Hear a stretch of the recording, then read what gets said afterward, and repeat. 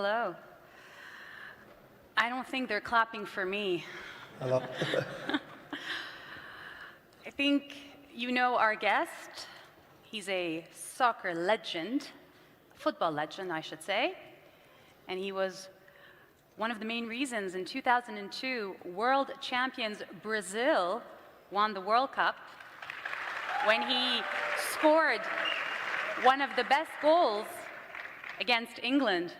So welcome, Ronaldinho. Welcome to Saudi Arabia. Welcome to the Miss Global Forum. We're very happy to have you here. Thank you. And we're here to talk about the discipline and the fun, because football is fun, that it takes to make a team work and that it takes to win. And you know, you once said that the world applauds those who don't think only about themselves, but think about the group as a whole. So when you're a star like this, when you get all that attention, how does it work in a team? How do you make a team work? You once said that the world applauds those who just don't think of themselves only, but they think of themselves as a group, as a team. But when you're a star, such as yourself, and you've gotten all that attention, how does it work within a team? How do you make it work? At the Brazilian national team, we are very friendly, we are a close group. I was lucky enough in a team of stars. Cafu, Roberto Carlos, Ronaldo, Rivaldo, among others. And we all respect each other. So in account to that, of this respect and all being clever, and we all understood what should be done to make it win, to make it work, and to win a tournament of this importance.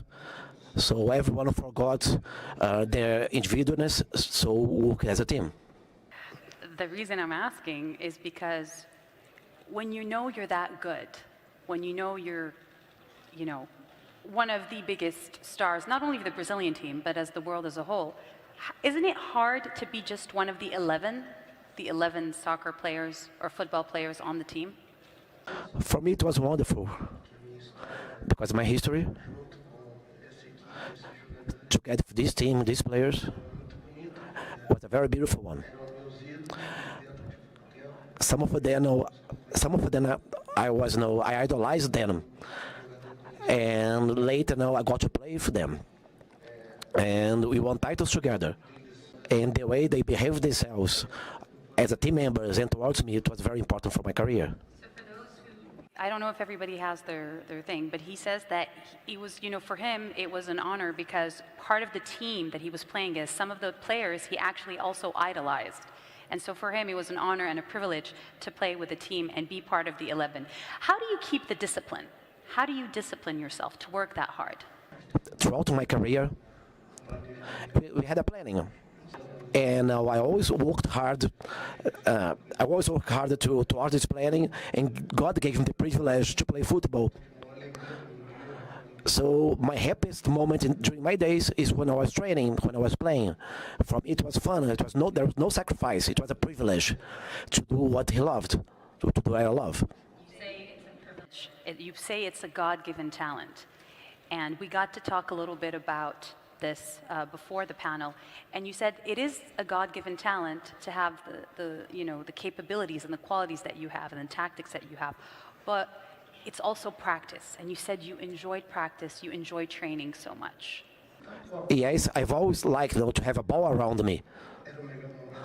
It was my best moment of the day, to be in contact with football. So it continues to be like that, and I'm happy when I have a ball. When I have a ball near me, I'm very happy with a ball. I don't suffer in training. I've never suffered for playing. For me, it was always a happy moment. It was always a wonderful moment for me. It's always a wonderful moment for you. You're saying when you're next to a football, it's always the happiest moment. And, now that you've retired, what lessons can you tell us from your teamwork at the time? I mean, if you can tell me about a moment or something that stayed with you from 2002, from your time playing the championships in 2005, 2006. So if there's any lesson that you had, what is it? to share with our audience? Oh, it's very difficult to say that. I've always been in groups. Since I was 7, I was among groups. I mean, football is a group sport, so we always within a group.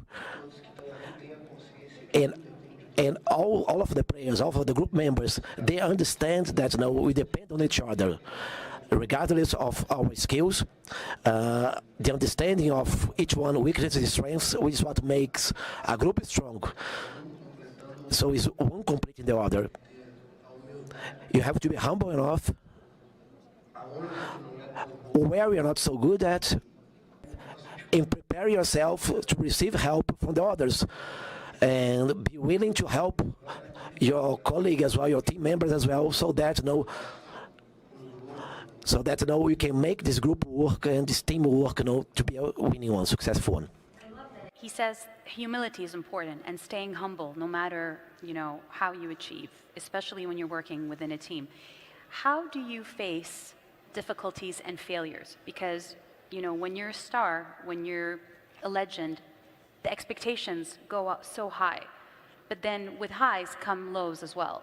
How do you face those, especially when you're in the public eye? Did you ever have any failures?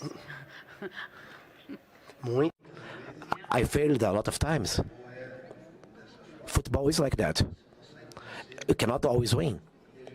You have to always seek a lesson from the losses, from the defeats, from the hard moments, in order not to make the mistakes and not to lose again.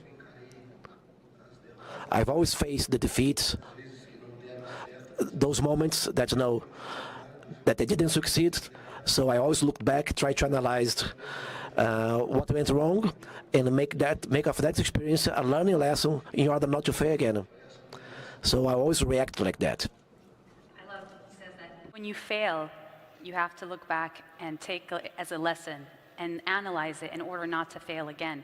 Ronaldinho is not only, it's interesting, and we were talking about this with Mr. Richard backstage. It's a brand. You've become a brand that makes younger people dream, hope. How do you view your brand today, Ronaldinho? It's very difficult to talk about yourself, to see yourself in this way. To speak as a brand to the youngs, to the youth. I just try to share my experience, my life experience, what saved my life, what gave me happiness, that was football. So every child I see, I try to bring, to follow my footsteps, because I think it's a wonderful environment. I'm happy. I'm very happy with what I do, with playing football. So what I've done is that. So I like to pass this message of someone who was very happy doing his profession, which was playing football. So I'm still a very happy person. It's difficult to view yourself as a brand. Okay, I understand you're trying to be modest.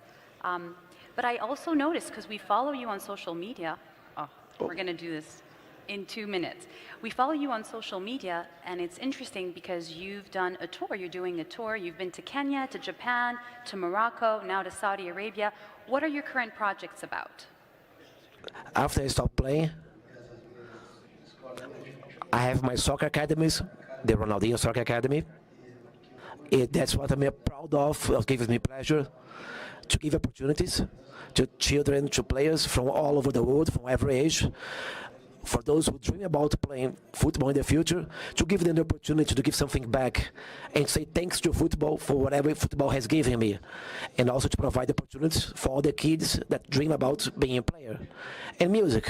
I love music, and I love working on music. One last question, and I'm going to ask this myself in French. What would it be? One piece of advice. I still need this. That's that try hard, train hard,